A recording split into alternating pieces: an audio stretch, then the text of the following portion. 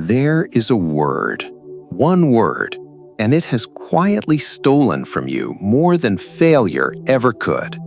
Not rejection, not bad luck, not the people who doubted you or the circumstances that weren't fair. Those things hurt, but they leave marks you can see. They at least give you something to point to.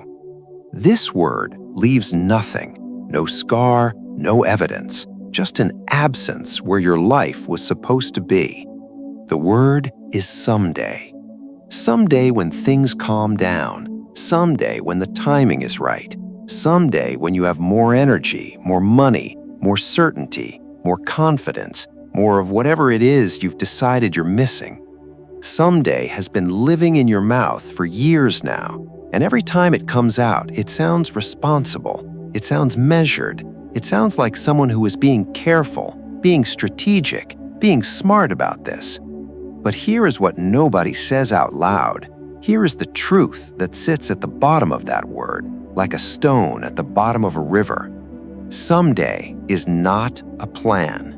It never was. Right now, and stay with this, don't look away. Right now, there is a version of the life you wanted.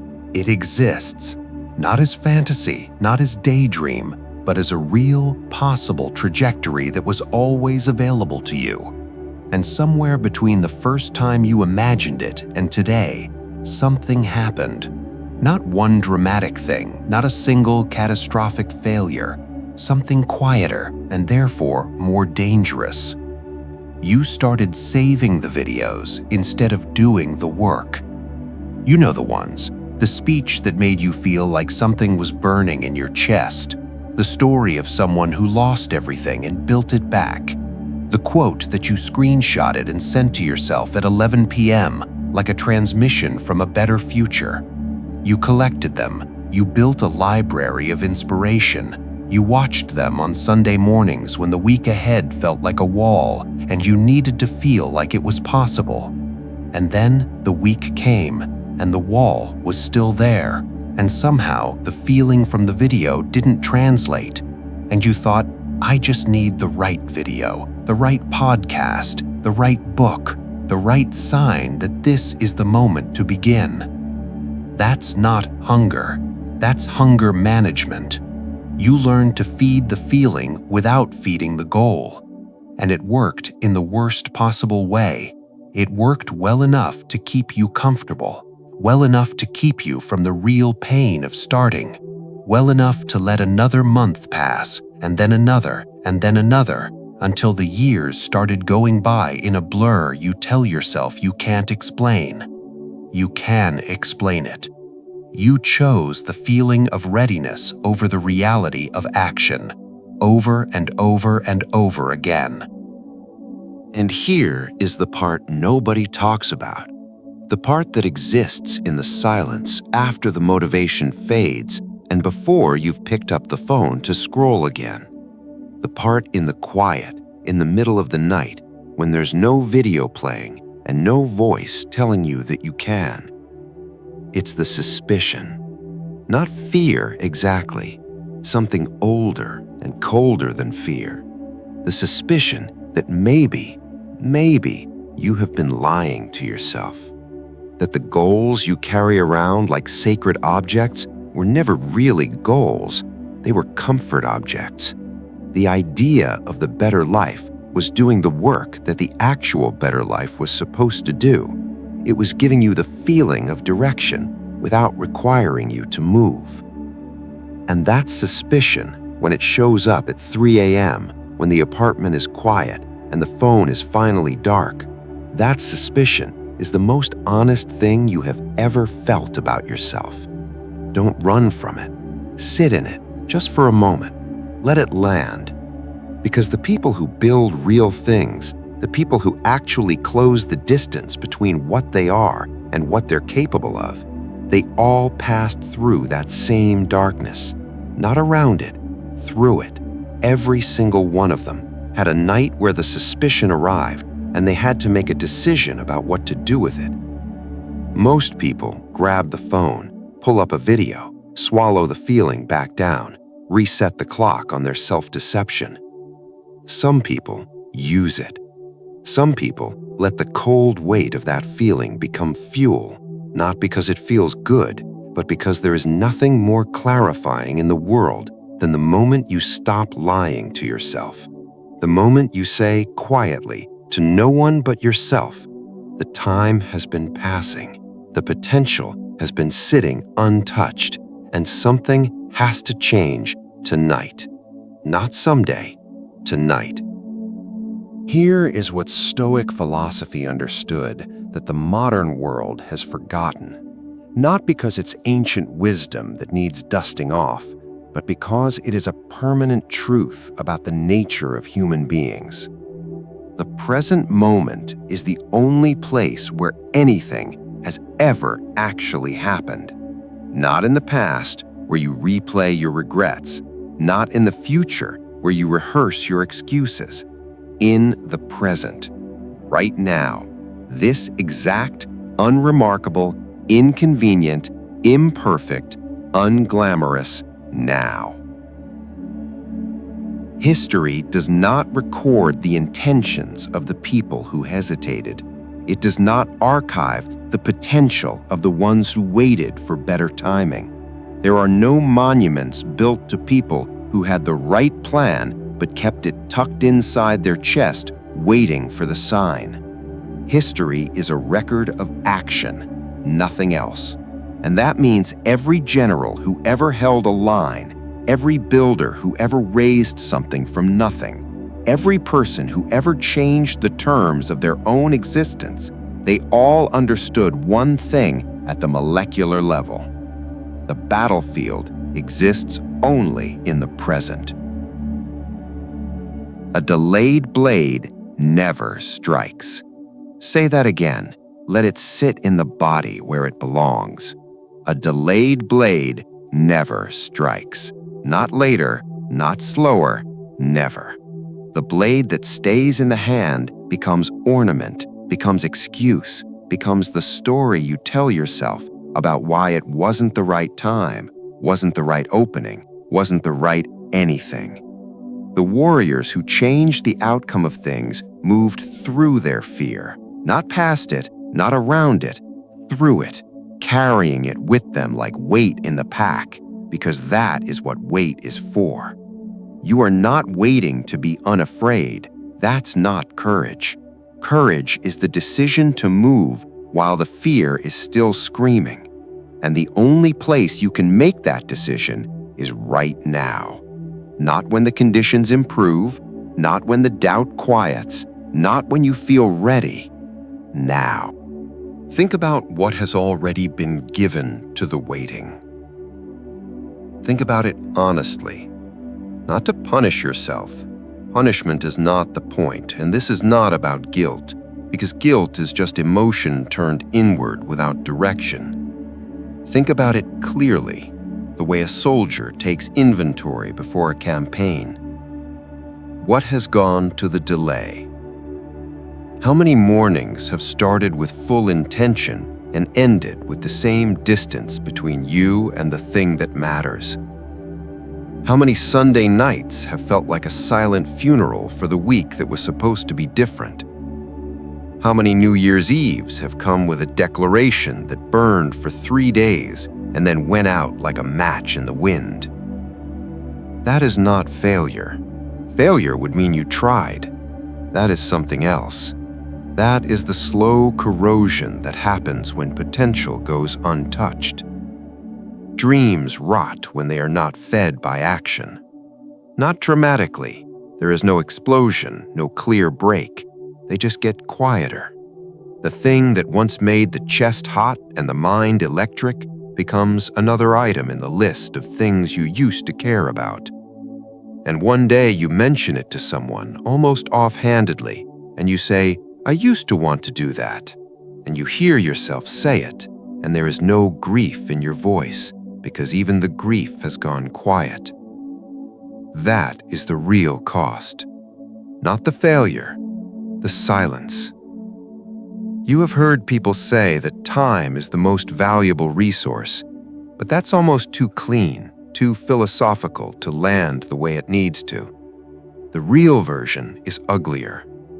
Every single hour that passes while the intention sits still is a piece of your actual life, not a rehearsal, not a warm-up, not a draft, your actual life being exchanged for comfort, for the illusion of safety, for the feeling of momentum without the reality of movement.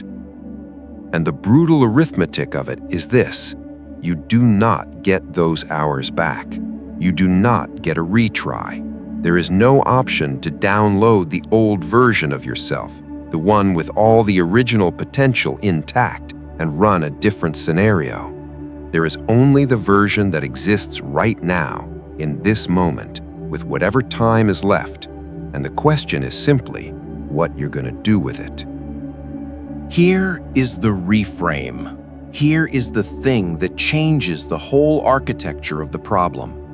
You have been treating motivation like weather, something that arrives, something you receive, something that either shows up or doesn't, and until it does, you are reasonable in waiting. You have been standing at the window of your own life, watching the sky, deciding that today is not the day to move because the conditions are not right. And every single person who built something real will tell you with complete certainty, without exception, that the conditions are never right. The timing is never perfect. The fear doesn't leave. The doubt doesn't leave. The uncertainty doesn't leave. Those things are permanent features of the terrain. They are not problems to be solved before you begin. They are the beginning. They are what you move through, not what you wait to disappear. Weak men pray for better timing. Strong ones build in the rain. The entire premise of someday collapses the moment you understand what motivation actually is. Motivation is not the cause of action. It is the product of action. You do not feel like doing the hard thing and then do it. You do the hard thing, badly, reluctantly, while afraid, and then the feeling comes. The confidence comes after the attempt, not before. The clarity comes after the movement, not before. Every single person who woke up one day and felt certain, felt powerful, felt like they were exactly where they were supposed to be, they all got there by moving before the feeling arrived. They moved through the silence and the discomfort and the very convincing internal voice that said, "Not yet," and "Not today," and "You're not ready," and they moved anyway. And then something happened. Something that doesn't show up in the motivational videos because it is too ordinary, too quiet to make a good clip. They found out that they could. That the thing that felt impossible from the outside was survivable from the inside. That they were more capable than their hesitation had told them. That the monster behind the door was half the size they expected. And that knowledge, real knowledge, earned knowledge, the knowledge that lives in the body and not just the mind, that knowledge cannot be given to you by a video. It can only be won. It can only come from the act of moving. Excuses survive where execution does not. That is the law. It has always been the law. When you execute, even badly, even slowly, even with everything going wrong, the excuses have nowhere to live. They lose their logic, they lose their power, and you start to understand for the first time what it actually feels like to be someone who does the thing instead of someone who was going to. So here is the only question that matters right now. Not someday, right now. What is the one thing that has been living in the someday drawer of your mind the longest? Not the easiest thing, not the thing that would require the least from you, the one that matters. The one that when it surfaces, usually at the worst possible times when you're trying to sleep, when you're in the middle of doing something small and safe, makes you feel a complicated combination of longing and shame, because you know what it means and you know what it would cost, and you know that you have been stepping around it for too long. That thing. Not a 5-year plan for that thing, not a vision board for that thing, not a journal entry about how you're going to approach that thing differently starting Monday. One action, specific, concrete, the kind that takes 30 minutes or less and actually moves the object. Send the email, open the document and write one paragraph. Make the phone call you've been avoiding for 6 weeks. Enroll, register, click the button. One action tonight, before the feeling fades, before the mind finds its way back to comfort. Because the discipline to act when you don't feel like it, that is not a personality trait some people are born with. It is a muscle, and like every muscle, it responds to use. Every time you move without waiting for permission from your emotions, the muscle grows. Every time you override the not yet and do the thing anyway, the override becomes easier, not easy, easier. And easier, compounded over time, becomes the kind of person you look at and think is exceptional, as if they were made differently. They weren't made differently. They just started earlier, and they never stopped. The future rewards only those who move today. Not those who planned the most, not those who wanted it the most, not those who had the clearest vision or the most inspiring backstory or the deepest pain as motivation. Those who moved. That is the only variable that separates the life you're living from the life you've been describing to yourself for years. Movement. Not momentum, not breakthrough, not the perfect launch. Movement. The imperfect, uncomfortable, awkward first movement. The one that feels too small to matter. The one nobody will celebrate. The one that doesn't look cinematic from the outside. That first movement in the right direction is worth more than every video ever saved, every plan ever written, every "I'm going to start on Monday" that evaporated by Wednesday. One movement tonight, and then another tomorrow. Not because you're inspired, maybe you won't be, because the version of you that you've been carrying around in your imagination as a future possibility deserves to become real. Because the time is not coming back. Because somewhere in you, under all the delay and the self-protection and the very sophisticated architecture of not yet, there is something that still wants to fight. Something that hasn't fully gone quiet yet. Feed that thing. Not with another video, not with another plan, with action. Raw, imperfect, immediate action. There is only today, this moment, this decision. And before this day ends, you will either move or you'll add one more night to the graveyard where your potential has been quietly buried under all the some days you never meant to spend this way. The graveyard is real. It exists. Every person who lived a life smaller than what they were capable of is buried there, not by circumstance, not by cruelty, not by the failures that hit them hard and left scars, but by the slow, comfortable, almost polite suffocation of delay, of waiting, of trusting that someday would eventually arrive. Someday never arrives. It is not a destination. It is a direction that has no end. You can walk toward it forever and never reach it because it always lives exactly one step ahead, one more condition away, one more better timing away from where you are right now. The only escape is to stop walking toward it. Turn around, face the present moment, this exact, unglamorous, imperfect, terrifying, alive present moment, and declare war on the delay. Not a declaration in a journal, not a declaration to a friend, a declaration that lives in your hands, in your legs, in the action you take tonight before the comfort wins again. Move now, or watch the potential decay. Tomorrow, when the day comes and the same feeling returns, and it will return, That's not weakness, that's human. Remember this. A warrior who waits too long becomes irrelevant. Not defeated, not broken, not struck down by something worthy, irrelevant.